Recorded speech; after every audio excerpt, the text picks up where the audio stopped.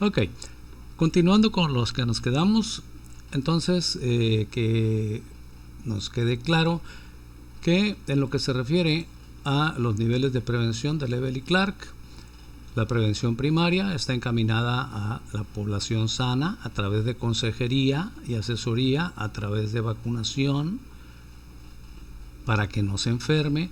La prevención secundaria va dirigida a la gente que desafortunadamente está enferma, pero que tratamos de que el daño se limite de tal forma que no haya complicaciones.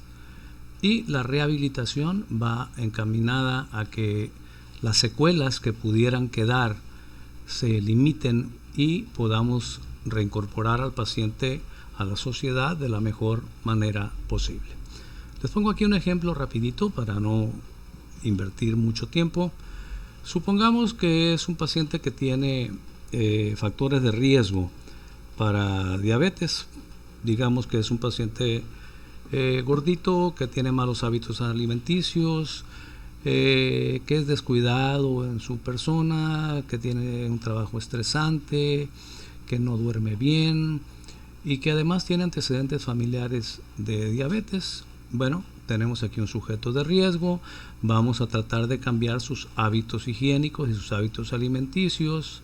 No hay vacuna para la diabetes, desde luego. Aquí no podríamos nosotros dar una protección específica, pero sí podríamos dar una protección inespecífica al indicarle que haga ejercicio, que baje de peso, es decir, asociado a la promoción de la salud. Esto con la finalidad de que, bueno, si él ya está gordito, ya está enfermo de obesidad, ahí ya habría que aplicar la prevención secundaria, pero vamos a enfocarnos en su factor de riesgo de diabetes. Puede ser que aplicando esta prevención primaria con estos dos puntos ya el paciente pues no llegue a volverse diabético, o si se iba a volver diabético a los 40 años, se haga diabético pero hasta los 60. Pero vámonos al caso de que pues no se aplicó esta prevención primaria y el paciente se hizo diabético. Bien, entra la prevención secundaria para evitar complicaciones. Entre más pronto hagamos el diagnóstico de diabetes y demos el tratamiento oportuno para esa diabetes, pues limitaremos el daño en la mayor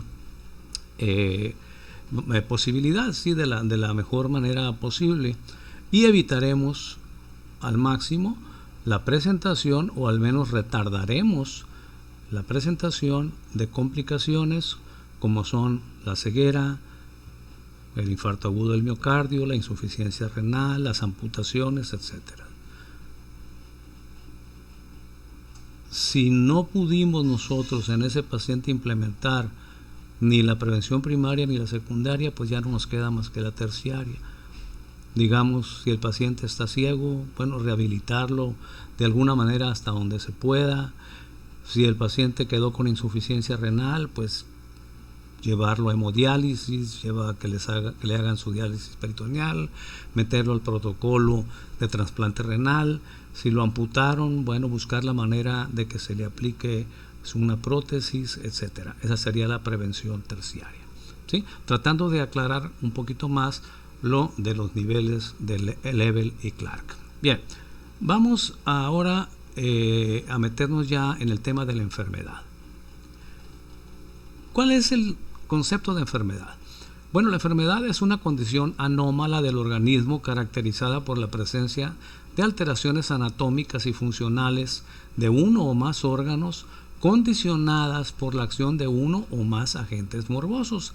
Es decir, para que haya enfermedad se requiere, número uno, que haya una causa. Y la causa serán los agentes morbosos, de los cuales hablaremos a continuación. Número dos, que este o estos agentes morbosos nos generen alteraciones anatómicas en nuestro organismo, es decir, alteraciones estructurales, alteraciones morfológicas que pueden ser microscópicas o macroscópicas, ¿okay?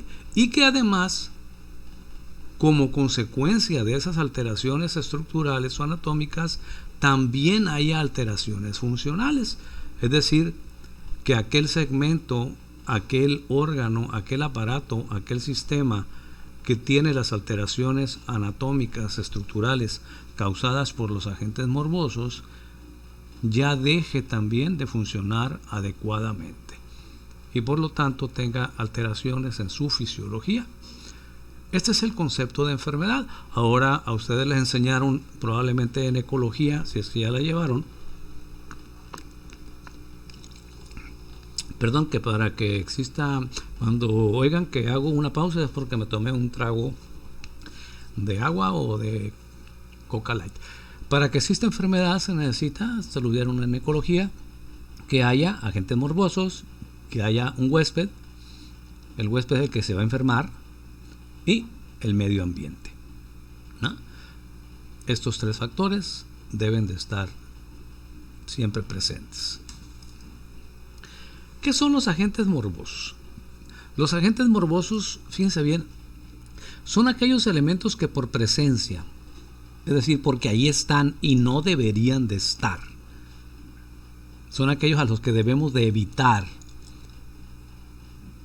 ¿Sí? Son aquellos agentes morbosos que actúan por presencia o bien actúan por omisión, es decir, porque no están. Ahorita explico un poquito más específicamente esto, ¿sí? Y aquí nos dice enfermedades carenciales, debe decir carenciales ahí, se metió una A que no debería estar. Dice, de alguna manera participan en la aparición y desarrollo de la enfermedad, ya sea causándola por sí mismos o bien facilitando la acción de otros para este efecto. Es decir, un agente morboso puede causarnos la enfermedad porque está, o puede causarnos la enfermedad porque no está. Pero veremos que no nada más hay un tipo de agentes morbosos. Hay 3 o 4 diferentes tipos de agentes morbosos de los que hablaremos en este video. Pero quiero establecer bien la diferencia entre aquellos que actúan por presencia o aquellos que actúan por ausencia o por omisión. ¿Cuáles son los agentes morbosos que actúan por presencia? Pues podemos poner un ejemplo muy sencillo. Los microorganismos. ¿Okay? Los microorganismos. Ahorita que está de moda el COVID, bueno, pues el COVID o el virus de la influenza o el virus del dengue o las bacterias, la que a ustedes les dé la gana, la de la lepra, la de la tuberculosis, los hongos, los parásitos, ¿sí? Nos causan enfermedades porque están ahí en nuestro organismo y no debieran de estar, y su presencia genera cambios anatómicos y funcionales en nuestro organismo de tal forma que rompen la homeostasis. Acuérdense que para que haya enfermedad se requiere que haya una ruptura de nuestro equilibrio biológico, bioquímico, metabólico o emocional, y que sea de una manera más o menos prolongada. Entonces, estos agentes morbosos que actúan por presencia son esos a los que debemos de evitar, ¿sí? Lo que no queremos que lleguen a nosotros o no queremos que lleguen a la población, porque su presencia puede generar enfermedad. Y por otro lado tenemos aquellos que actúan por ausencia o por omisión y que nos causan las enfermedades carenciales. Les pongo ejemplos muy sencillos. Los suplementos alimenticios, las vitaminas. ¿Las vitaminas son necesarias para nuestro organismo? Por supuesto que sí. Las vitaminas no son nutrientes, son suplementos alimenticios, pero son absolutamente necesarios para que nuestro organismo trabaje de una manera adecuada, para que la homeostasis se mantenga, para que el equilibrio se mantenga. Ustedes han oído que la falta de vitamina B12 produce anemia, la anemia perniciosa. Ustedes han oído que la falta de hierro produce anemia, la anemia ferropénica, que la deficiencia de vitamina C produce una enfermedad llamada escorbuto, que la deficiencia de complejo B puede producir pelagra o puede producir beriberi, que la deficiencia de nutrientes, carbohidratos, proteínas, grasas puede producir, ¿qué cosa? Desnutrición. Entonces, La deficiencia, la falta de agua, sencillamente. La falta de agua, es decir, la ausencia de agua. Pues si nuestro organismo es un 60% agua, si nosotros no tomamos agua, pues nos vamos a deshidratar, vamos a enfermarnos, vamos a tener un desequilibrio hidroelectrolítico. Es decir, estas enfermedades carenciales se deben a que en nuestro organismo no existe, porque no los formamos o no los ingerimos, ciertos agentes que per se, es decir, su presencia no es morbosa, pero su ausencia sí. A diferencia de los microorganismos, en los cuales su presencia es la que nos puede causar la enfermedad.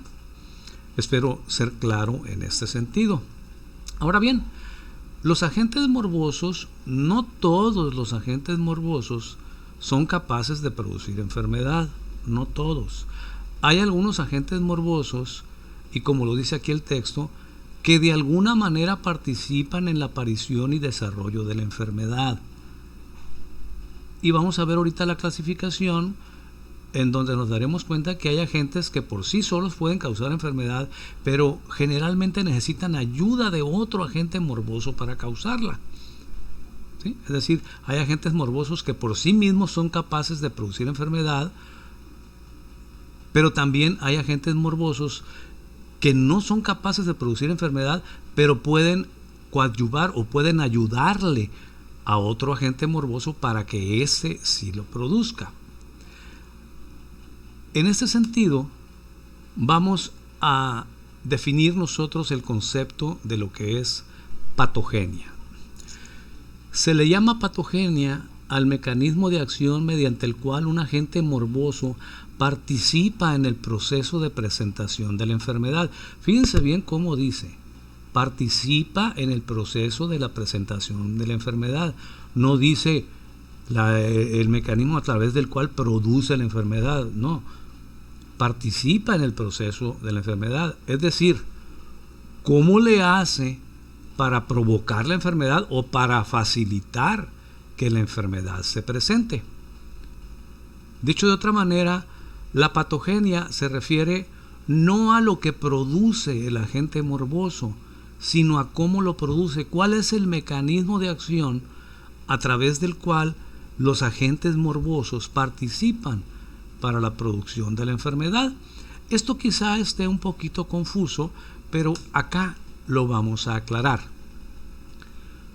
Los agentes morbosos. La enfermedad puede estar condicionada por diferentes factores o agentes morbosos que, de acuerdo a su patogenia, es decir, de acuerdo a su mecanismo de acción, se clasifican en 4 tipos: los eficientes, los predisponentes, los determinantes y los adyuvantes.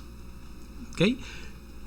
Es muy común que cuando una persona se enferme existan los 4 diferentes tipos de agentes morbosos, aunque no es una regla que tengan que existir todos, pero veremos que cuando menos el eficiente, el predisponente, el determinante o el adyuvante, es decir, cuando menos 2 de ellos tienen que existir, al menos 2 de ellos, principalmente el eficiente, para que se produzca la enfermedad. Vamos a analizar esto de una manera un poquito más somera. Y vamos a hacerlo definiendo cuál es la patogenia, cuál es el mecanismo de acción de cada uno de estos agentes morbosos. ¿Qué características tiene el agente morboso eficiente? Bueno, pues el agente morboso eficiente también se le llama virulento. El término virulencia, muchachos, significa potencial para producir enfermedad, ¿sí? O para lesionar, para causar trastornos anatómicos y o funcionales en un individuo. Entonces, el agente eficiente es el que nos va a causar la enfermedad. Pero si leemos todo el texto, y vamos a hacerlo, nos dice: el agente eficiente o virulento es aquel que por sí solo es capaz de producir enfermedad, pero que generalmente es necesario que se den ciertas circunstancias favorables para que la desencadene. Los agentes eficientes, por lo regular, son personas, animales, objetos, elementos químicos, elementos físicos o microorganismos. Es decir, los agentes eficientes siempre son elementos objetivos, ¿sí?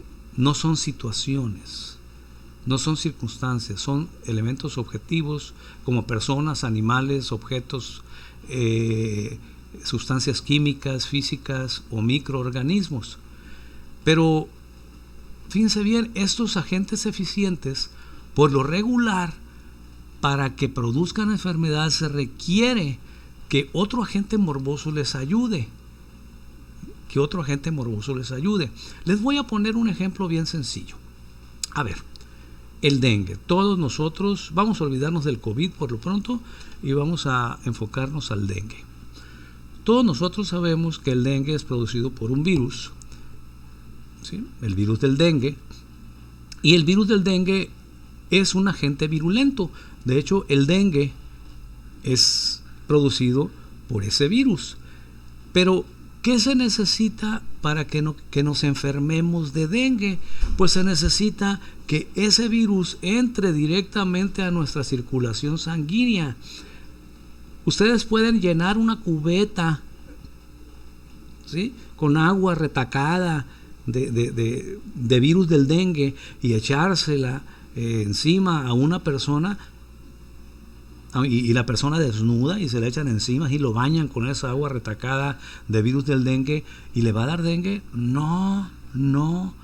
¿Por qué? Porque no es la manera en que el virus infecta. Para que el virus nos produzca el dengue, se requiere que alguien le ayude. ¿Y quién le ayuda? El mosquito. ¿Ok? El mosquito Aedes aegypti es el que se encarga de tomar el virus del dengue de alguna otra persona que está enferma o de alguna charca y va y nos lo inocula directamente al picarnos, nos lo inocula directamente en la sangre. Entonces fíjense bien, el virus es el agente eficiente. El agente eficiente no es el mosquito. El mosquito actúa como un vector que es necesario para que nos inocule el dengue. Y aquí se requiere desde luego que el mosquito esté contaminado con el virus del dengue, porque a mí me pueden picar 50,000 mosquitos y si ninguno de ellos trae el virus del dengue, pues tampoco me va a dar dengue. ¿De acuerdo? Pero si me pica un mosquito que traiga el virus del dengue, lo más seguro es que sí me va a dar. Pero se requiere que haya un encuentro, que haya una adyuvancia entre estos dos elementos morbosos. Fíjense que aquí tengo yo un elemento morboso en este ejemplo que les estoy poniendo, que es el virus del dengue, pero que requiere la enfermedad de otro agente morboso que es el mosquito, pero el mosquito por sí solo no es capaz de producirnos el dengue a menos que sea portador del virus. El mosquito se convierte entonces en un vector, en un transportador del virus para inoculárnoslo, y desde luego el mosquito será un agente morboso, pero no un agente morboso virulento, porque su piquete per se no nos va a producir enfermedad si no está contaminado con el virus del dengue. Espero explicarme. Les pongo otro ejemplo. Ustedes se han dado cuenta, vamos a regresar a lo del COVID. Pues sabemos que el COVID está producido pues por el virus, el COVID-19, pero nos damos cuenta también de que hay muchos portadores asintomáticos. Nos damos cuenta de que hay personas que están contaminadas con el virus, pero no desarrollan la enfermedad o la desarrollan muy levemente. ¿Por qué algunas personas mueren de COVID y otras incluso se enteran de que lo traen porque se hacen la prueba y les sale positiva, pero no presentan ninguna sintomatología? Aquí tenemos otro ejemplo de lo que los estoy mencionando. El COVID, ¿sí?, el coronavirus, el SARS-2, ¿es un agente eficiente? Sí, por supuesto. Es el que causa la enfermedad. Es un microorganismo que causa la enfermedad. Pero para que nos cause la enfermedad se requieren ciertas situaciones. Número 1, que lo ingiramos, ya sea por vía respiratoria o por vía digestiva o a través de la mucosa conjuntival, los ojos. ¿Ok? Esa es una circunstancia. Mientras no estemos en contacto con el virus del COVID, no nos vamos a enfermar de COVID. Número 2, el sistema inmunológico de cada persona. Puede ser, miren, ustedes pueden tener 20 personas y a las 20 contaminarlas con COVID y puede ser que 3 de ellas se mueran, puede ser que 15 de ellas desayunen un cuadro de leve a moderado, ¿sí?, y puede ser que 2 de ellas ni se enteren que tuvieron COVID. ¿Por qué? Porque su sistema inmunológico los protegió.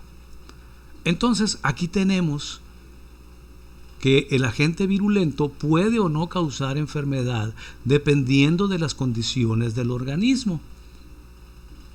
Las personas que fallecieron, las 3 que hipotéticamente fallecieron, seguramente fallecieron porque fueron víctimas del virus, pero porque el virus encontró un ambiente idóneo para desarrollarse, infectar y destruir células. Es decir, lo más probable es que esas personas eran personas con alto riesgo, inmunodeprimidas o personas adultas mayores, ¿sí?, que estaban a merced del virus, es decir, su sistema inmunológico no estaba en condiciones de defenderlos. Las otras 15 que tuvieron un cuadro de leve a moderado, bueno, el virus los infectó, pero su sistema inmunológico estaba lo suficientemente competente para poder detener el ataque del virus y entonces únicamente cursaron con un cuadro gripal, les dio fiebre, pero ni siquiera desarrollaron neumonía, ni mucho menos tuvieron que hospitalizarlos.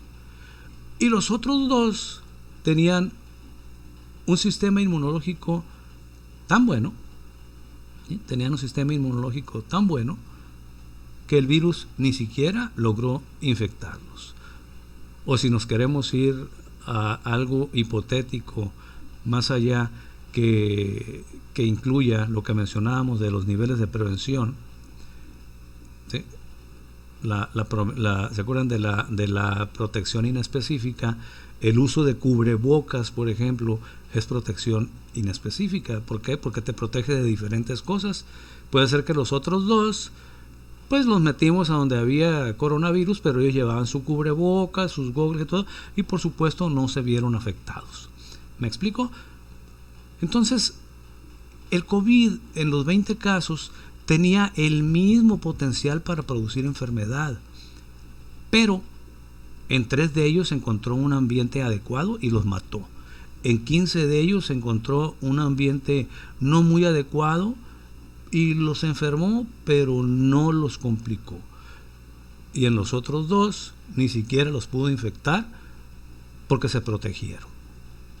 O a lo mejor no se protegieron, pero su sistema inmunológico estaba tan fuerte, estaba tan competente que ni siquiera síntomas tuvieron. Claro, van a traer el virus un tiempo ahí y van a andar como portadores asintomáticos, que son a los que hay que tenerles más miedo, pero a final de cuentas no se enfermaron. Todo esto que les estoy comentando es con la intención de aclararles que el agente eficiente o virulento es aquel capaz de producir la enfermedad, pero requiere ayuda, requiere de ciertas circunstancias, ¿sí?, para producir la enfermedad. Ahora, Si nos vamos al último párrafo ya para concluir este segundo video, nos dice, en algunas ocasiones, ¿sí? En algunas ocasiones también puede ser, los agentes eficientes pueden ser desconocidos. Sabemos que hay enfermedades, muchachos, cuya causa es desconocida, ¿sí? Cuya causa es desconocida. Es decir, sabemos que la enfermedad existe, sabemos qué alteraciones anatómicas y funcionales produce, pero no sabemos en sí, a ciencia cierta, cuál es el agente morboso que las causa. Y esto quiero que les quede muy en mente. Podemos poner, por ejemplo, así, el cáncer. ¿Okay? Desde luego que hay cánceres que ya están íntimamente relacionados con algunas cosas. Por ejemplo, el cáncer cervicuterino pues está relacionado con el BPH, ¿no? Aquí no hay ninguna duda que el BPH no necesariamente es el que causa el cáncer cervicuterino, pero está muy relacionado con él. Pero hay otros cánceres, el cáncer de estómago, el cáncer de páncreas, el cáncer de cerebro, el cáncer de vejiga, que se presentan sin haber una explicación, sin haber una causa real y sin saber qué los está produciendo. Entonces, en aquellas enfermedades, o más bien aquellas enfermedades en las cuales desconocemos cuál es el agente causal o agente eficiente o virulento, a esas enfermedades le llamamos enfermedades idiopáticas o enfermedades esenciales. Cuando ustedes escuchen, oiga, ¿y cuál es la causa de la enfermedad? Es una enfermedad idiopática. Es una enfermedad esencial. O sea, suena hasta medio rimbombante, ¿no? Pero la realidad de las cosas es que cuando decimos que es una enfermedad idiopática o esencial, es porque no sabemos qué es la causa. Y no es porque el médico sea incompetente o sea ignorante, es simple y sencillamente porque científicamente no se ha podido determinar cuál es la causa de esa enfermedad. Y aquí pudiéramos encontrar también muchas enfermedades autoinmunes, ¿sí? El lupus eritematoso, la artritis reumatoide, la esclerodermia, la espondilitis anquilosante. Hay un montón de enfermedades autoinmunes que, bueno, sabemos que nuestro propio organismo nos ataca, pero ¿por qué? O sea, ¿qué es lo que desencadena que nuestro propio organismo nos ataque? No lo sabemos a ciencia cierta. Entonces, cuando una enfermedad no se sabe cuál es su agente eficiente o agente virulento, decimos que es una enfermedad idiopática o esencial.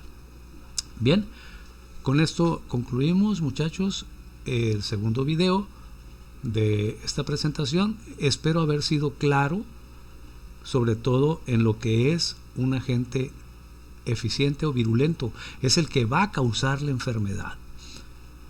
Puede ser una persona, un animal, un objeto, una sustancia química, una sustancia física, o desde luego microorganismos, o puede ser algo desconocido, en cuyo caso será una enfermedad idiopática o esencial, pero por lo general estos agentes eficientes necesitan ayuda para poder producir enfermedad.